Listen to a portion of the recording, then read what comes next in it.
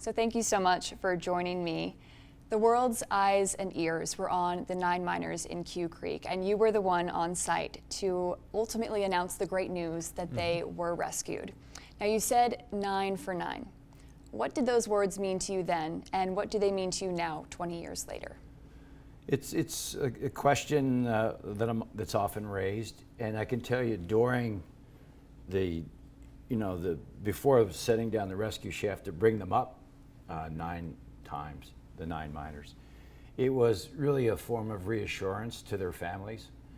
We were motivated by the idea that we would find out where they are, extricate them from the cavern, and then reunite them with their families.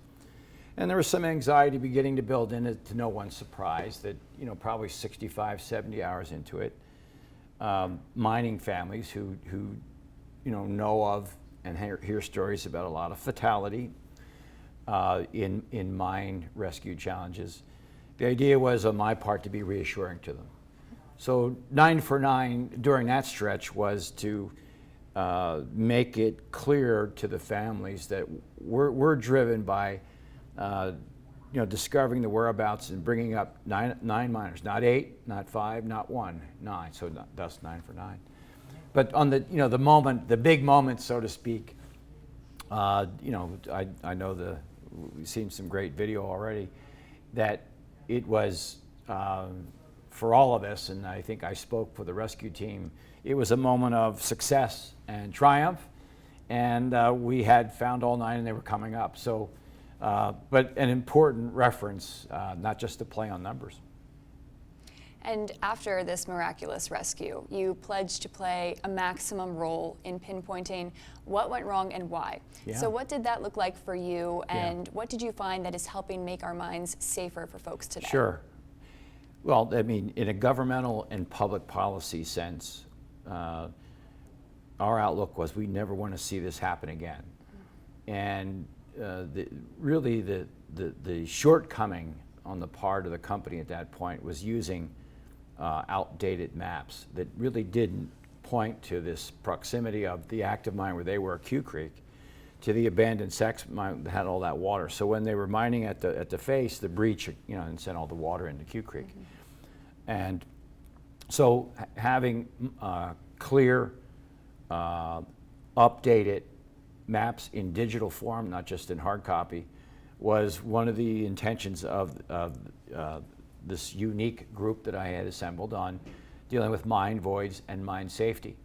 So the idea was we've got to have these maps. We've got to have a robust library so that when mining companies are beginning to descend, they're not going to be near danger. And so a variety of outcomes there. For example, the Bureau of Deep Mine Safety now on every application for every potential mining operation has to weigh in and say, good to go or not, safe or not safe, need some kind of safety zone or not. That was not the case before this occurred on that hot summer day in July of 2002.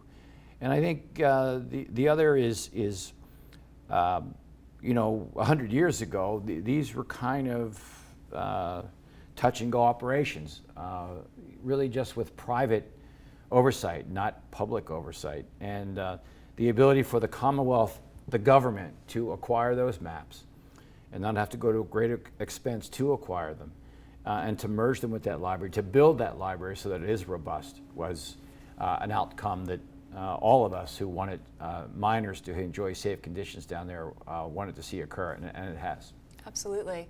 Even taking this a step further, around that time, you said you want to make sure Pennsylvania continues to be a, quote, national trailblazer in mine safety and have the safest mines in the world. Yes. Do you believe the Commonwealth has met these goals, or are there areas where we still need to improve? Well, there's never a state of perfection. I mean, it's inherently a dangerous occupation.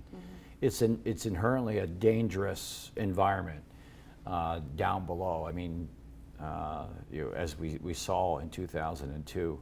So I do think that Pennsylvania is a standard setter.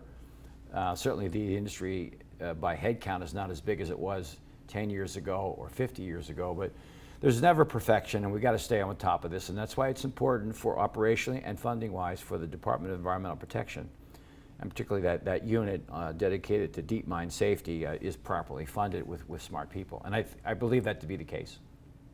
And there's been Hollywood movies made about the Quecreek Mine rescue, Yeah. but this was a real event. The fear, the uncertainty, and the ultimate relief. Talk about why it is important to remember that.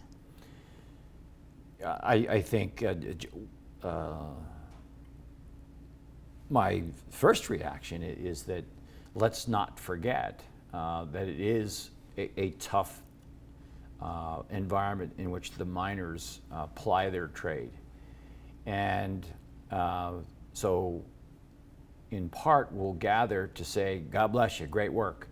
And not just the 9 miners who avoided a very difficult outcome or a fatal outcome, for those currently in the business now. And we thank you for that kind of work. I think we both know that the reliance on coal and carbon based operations is diminishing by the day. But we've got to, I mean, Pennsylvania is what it is, to a great extent in an industrial sense, an industrial history sense, because of big coal, big timber, big steel, big railroads. And so it's really a moment that gives us the opportunity to touch on not just what was accomplished at Quecreek, but to kind of tip our hat to an industry and a group of people who built Pennsylvania into what it is today. But I think consistent with our earlier discussion is that, we've got to be mindful of an optimal environment that emphasizes safety down there. And I'll just finish with this as we talk about what the reunion means.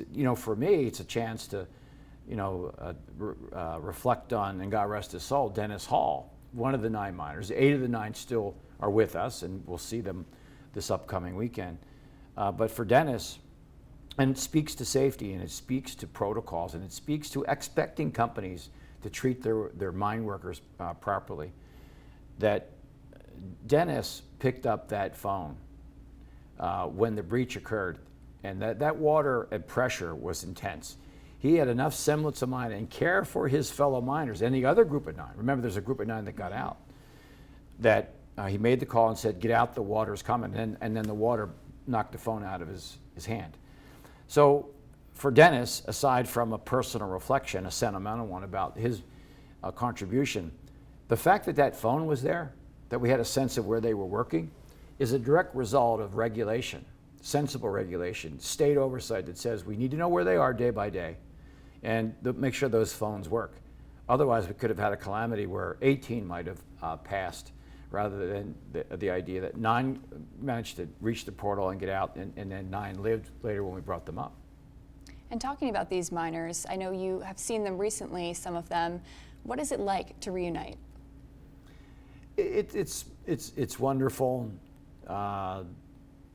It's nice now. I mean, 20 years ago was, uncertainty and full of pressure. Now it's good to see them talk about their grandkids. I think, they're wonderful individuals.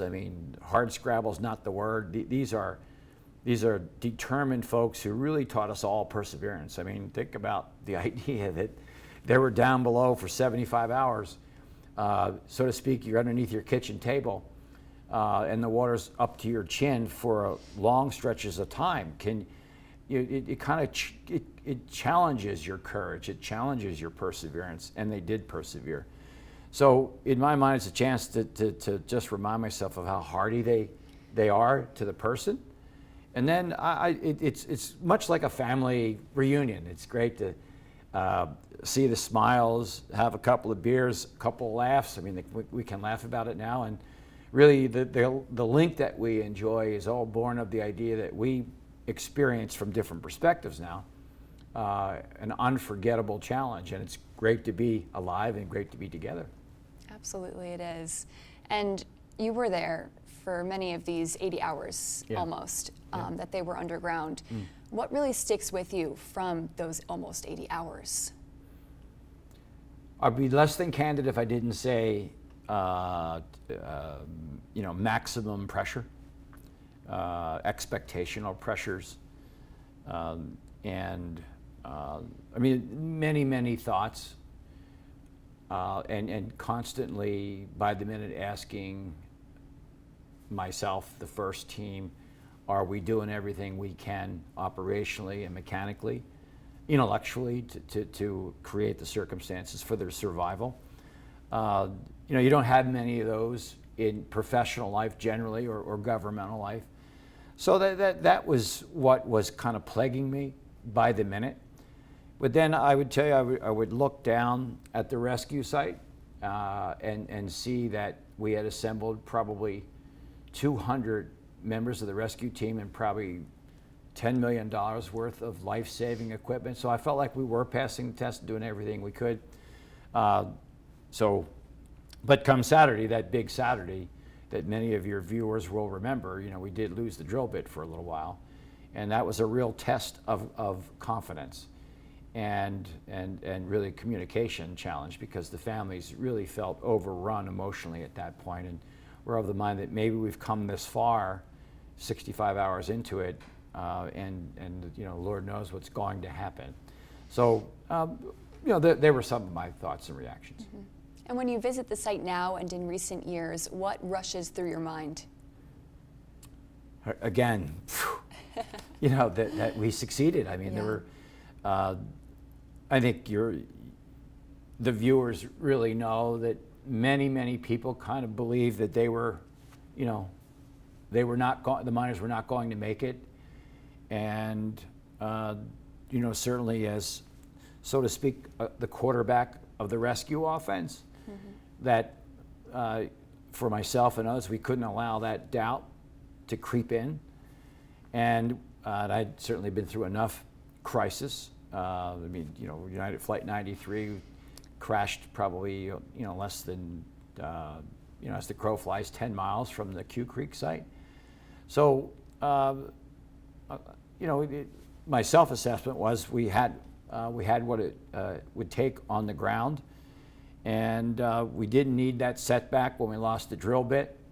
But the good Lord works in indirect ways, and He gave us extra time to drain that water, which ultimately led to a safer, life-saving bubble around the miners until we finally broke through the top of the cavern. It really is just a remarkable story. And I just have one more question for Sure. you. For the families, friends, and the miners, of course, who were impacted back in 2002, and those who continue to go down into Pennsylvania mines today, what message do you want to leave them with? Well, I have two levels of response for the leadership and the management of those companies. Treat your employees fairly, with safety. And workplace safety is important in all work environments, particularly down there where usually, when you have an explosion, they're going to die because they're crushed. And we were fortunate to some extent to have what was a water incursion. But treat your employees right, and I think on the part of the miners themselves, don't be reluctant to bring up what might be an unsturdy wall, or what seems to be too much water nearby. Voice your concerns, and properly so. Engage your team leader about this concerns me. Speak up for yourself. So anyway, that's two thoughts. Thank you. Was there anything else you wanted to add? No, I appreciate you having me. Thank you.